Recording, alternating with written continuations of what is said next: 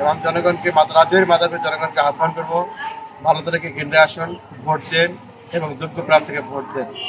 আমার মার্কা মোটরসাইকেল মার্কা ভোট দিন।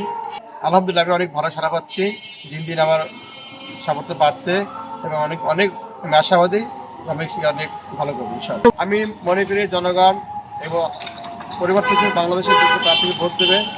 আমি নিজেকে যোগ্য মনে করছি, সেই লক্ষ্যে জনগণ আমাকে ভোট দেবে। আমি জনগণকে সন্ত্রাসমুক্ত, চাঁদাবাজমুক্ত সমাজ দেখতে চাই এবং বিশেষ করে রাজৈর এবং মাদারপুরের অবকাঠামোকে উন্নয়ন দেখতে চাই এবং ভাঙ্গা থেকে যে মস্তাপুর যে লাইনটা অত্যন্ত ঝুঁকিপূর্ণ। প্রথম এবং প্রধান কাজ হবে এই ভাঙ্গা টু টেকারহাট যে রাস্তাটা, এটা 6 লেনে রূপান্তরিত করার জন্য প্রথম এবং প্রধান কাজ হবে যদি জনগণ আমাকে নির্বাচিত করে। 2 আসনে আমার রাস্তাঘাট উন্নয়ন, স্কুল কলেজ মাদ্রাসার উন্নয়ন এবং বৈষম্যমূলক যে আচরণ হচ্ছে বিভিন্ন সমাজে বৈষম্য দূরীকরণ এবং চাঁদাবাজ মুক্ত এবং মাদক মুক্ত সমাজ করা আমার প্রধান এবং একমাত্র লক্ষ্য হবে। 2 আসনকে রাজৈর মাদারপুর শহরকে আধুনিক শহরে রূপান্তরিত করতে চাই এবং রাজৈর মাদারপুরের জনগণকে আমি একটাই প্রতিনিধি চাচ্ছি, মাদক মুক্ত, সন্ত্রাস মুক্ত, চাঁদাবাজ মুক্ত এবং বৈষম্যহীন সমাজ দেখতে চাচ্ছি।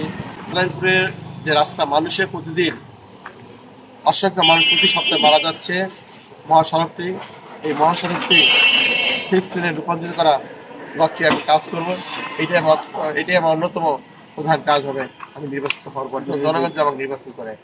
সরকারের প্রতি আহ্বান, জনগণ যাতে সুস্থ এবং নিরাপদে ভোট দিতে পারেন এবং অংশগ্রহণমূলক ভোট গ্রহণ অনুষ্ঠিত হোক, এটি আমার সরকারের প্রতি দাবি।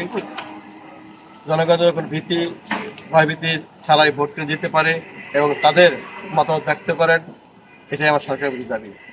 তো আমি যতটুকু প্রশাসন আমার সাথে কথা বলে এবং যেটা দেখছি এখন তো আমি ওই আসলে দেখতেছি না। অনুরোধ, আগামী 12 তারিখে তারা সর্বোচ্চ সতর্কতামূলক অবস্থান করবে, জনগণ যাতে নিরপেক্ষভাবে নির্বিঘ্নে এবং নিরাপদে ভোট কেন্দ্রে যেতে পারেন এবং তাদের মতামত কোনো পেশি শক্তি ভয়ভীতি উপেক্ষার মতামত দিতে পারেন, সেই লক্ষ্যে প্রশাসন কাজ করবে। এগুলো আকাঙ্ক্ষা এবং প্রত্যাশা। কোনো চাপ নেই, তবে একটা বলবো, কোনো বিশেষ দলের ক্যান্ডিডেট তারা বিভিন্নভাবে সুযোগ সুবিধা দেন, বিশেষ করে ইউনিয়ন পরিষদের যে চেয়ারম্যান মেম্বার আছেন তাদেরকে কৌশলে ভোটারদের কাছে যে কার্ডগুলো আছে সেগুলো বিতরণ করে ভোটে ওইগুলো প্রলোভন দেখে ভোটের জন্য বলতেছেন, ভোটারদের কাছে গিয়েছেন।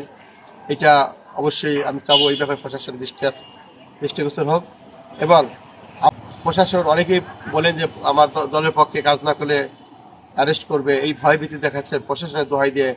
এইটা একটা মাঠে এইটা এখনো আছে। আমি প্রশাসনকে বলবো এই জিনিসটার দিকে তারা লক্ষ্য রাখার জন্য। উদ্দেশ্যে আমার একটাই বলা, আপনারা ভোট কেন্দ্রে আসবেন, যোগ্য প্রার্থীকে ভোট দেবেন, কারণ ভোট একটি আমানত। যোগ্য প্রার্থীকে ভোটের মাধ্যমে পরিবর্তনশীল বাংলাদেশকে সামনের দিকে এগিয়ে নেবেন, কারণ ভোট একটি আপনার অত্যন্ত মূল্যবান আমানত। তাই আপনাকে বলবো আসুন, ভোট কেন্দ্রে আসুন, ভালো থেকে ভোট কেন্দ্রে আসুন।